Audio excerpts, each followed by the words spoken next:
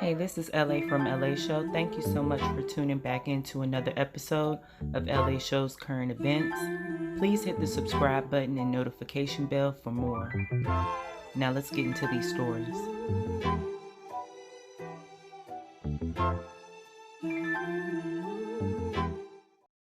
Welcome back to LA Show. Feel free to check out my podcast where I'll be talking about topics that I can't discuss on YouTube or can't make videos of.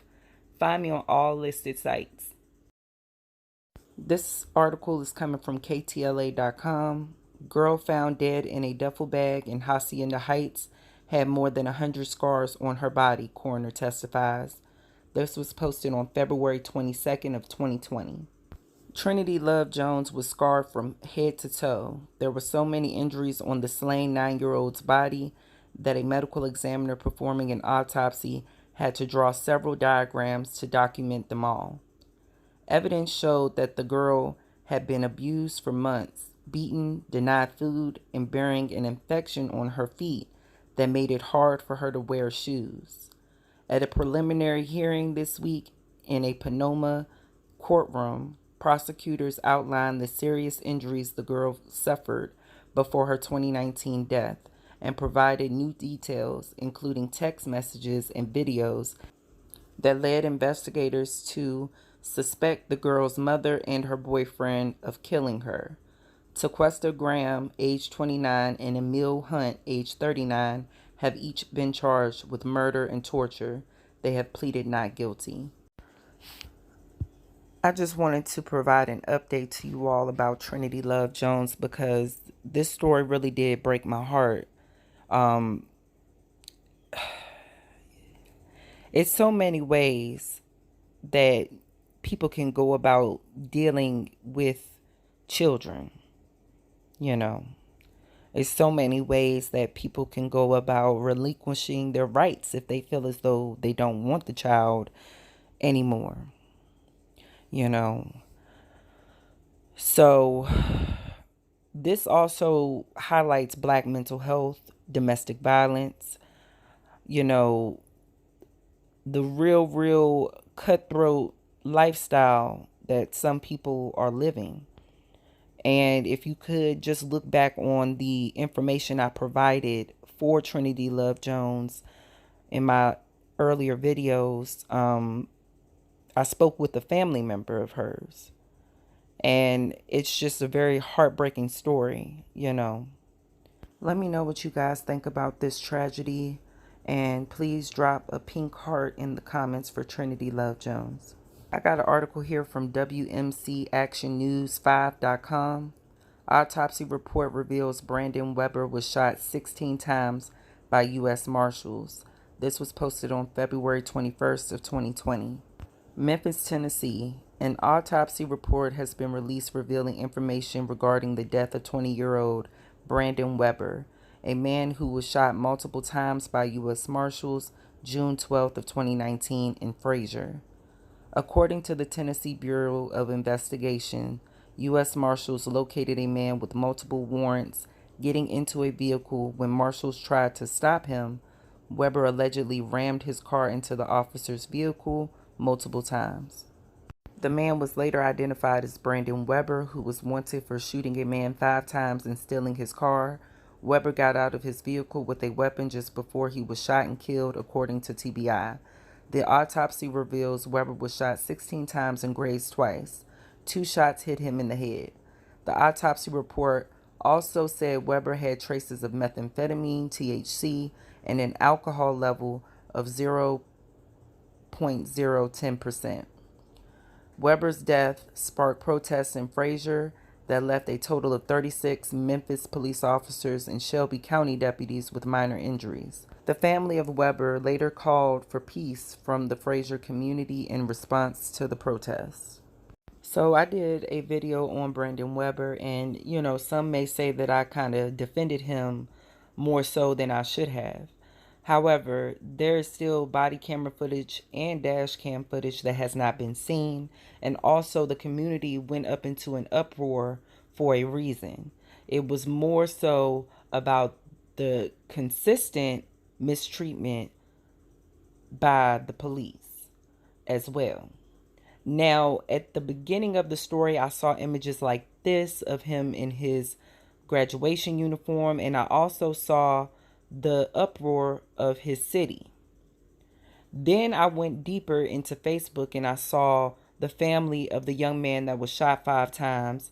I saw their reaction to everything, and it's just a heartbreaking story on both ends. This is a good time in America to teach young black children how to engage with the police. It really is a good time to do so. And, my heart goes out to both families, on both sides. I won't name the young man that was shot. And, let's just teach our children what needs to be done. Let me know what you guys think about this story in the comments. This is from LosAngelesTimes.com. Vanessa Bryant sues helicopter operator over crash that killed Kobe Bryant and 8 others. This was posted February 24th of 2020. As mourners gathered at Staples Center on Monday for a memorial service to celebrate the lives of Kobe and Gianna Bryant, attorneys for Vanessa Bryant filed a wrongful death lawsuit against the company that operated the helicopter that crashed last month, killing her husband, daughter, and 7 others. The complaint in Los Angeles County Superior Court against Fillmore-based Island Express Holding Corporation and Island Express Helicopters alleges that pilot Ara Zobayan, who also died in the crash in Calabasas, failed to use ordinary care in piloting the subject aircraft and was negligent.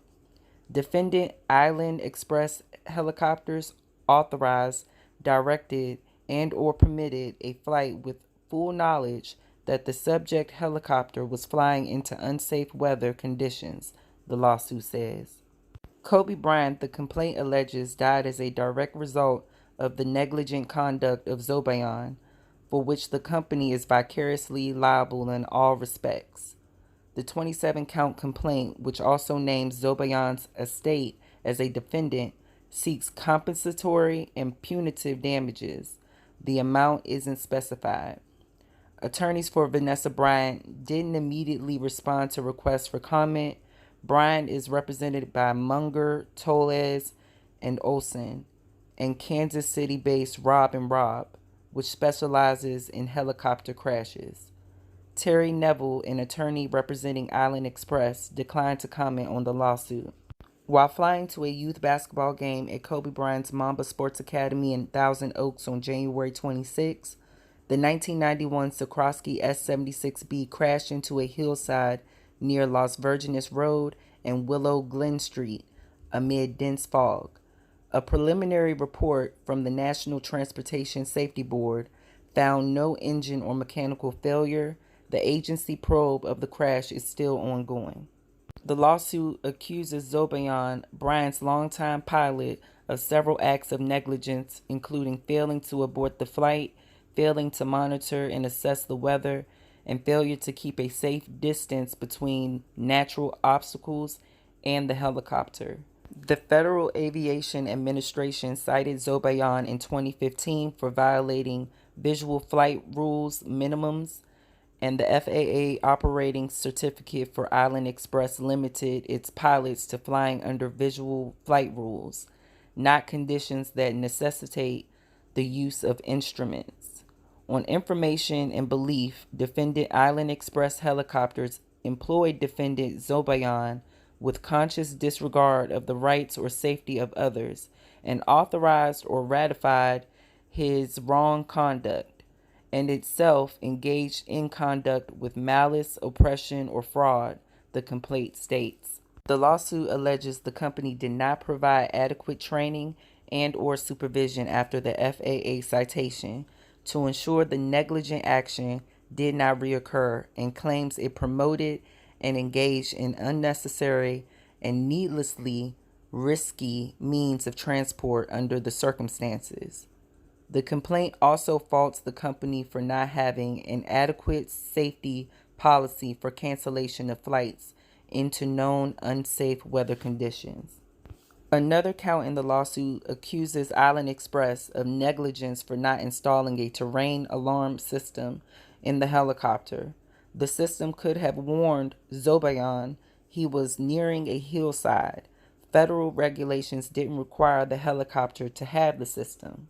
Island Express suspended operations indefinitely following the crash.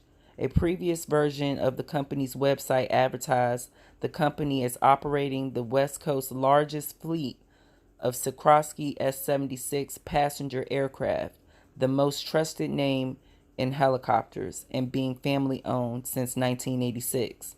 Zobayan was the chief pilot for Island Express, amassing more than 8,000 hours of flying experience. He was the guy you want to have in any kind of emergency situation, Neville told the Times last month. We covered this story and in its first developments, and I still can't believe that this tragedy happened. And I know some people have seen the clip of the plane actually hitting that hillside. And when I tell you that I was sitting there looking at this, like, this is a lawsuit, because it just seemed so crazy that the pilot was still flying. We still didn't understand why they were flying in that type of weather. That's just crazy. We already knew that LAPD, LASD had shut down their flights, and this was just mind blowing to me how they were flying in that thick fog. Let me know what you guys think about Vanessa's choice to go ahead and file a lawsuit, and drop your purple and yellow hearts for Kobe in the comments. This is so sad.